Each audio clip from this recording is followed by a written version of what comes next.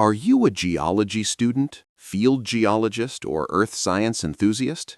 In this video, we explain the Brunton compass, clinometer, and its use in geological fieldwork.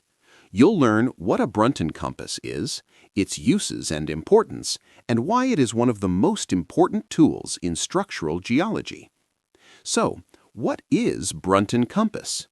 The Brunton compass, or a clinometer compass, is a geological tools and multifunctional instrument combining a magnetic compass, clinometer, and sighting level into one durable, handheld unit. It is primarily used by geologists, surveyors, and engineers for measuring azimuths, bearings, and dip strike of geological features, including rocks. Brunton combines with a magnetic compass, clinometer for angles, level bubbles, and sighting mirror. Importance of Brunton in geology. Brunton is used in structural geology analysis, geological mapping, mineral and groundwater exploration, landslide and slope stability studies, and engineering and tunneling projects. Handling the Brunton compass in the field.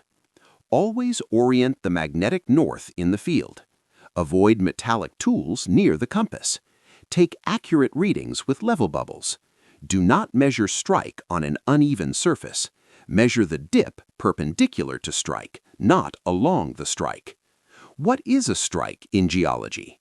Strike is the direction of a horizontal line on an inclined geological surface, rockbed, fault, or joint.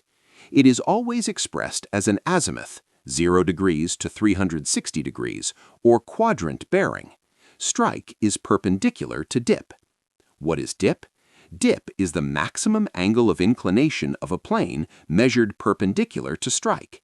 Dip has two components: dip angle, 0 degrees to 90 degrees, and dip direction, the direction the plane slopes downward.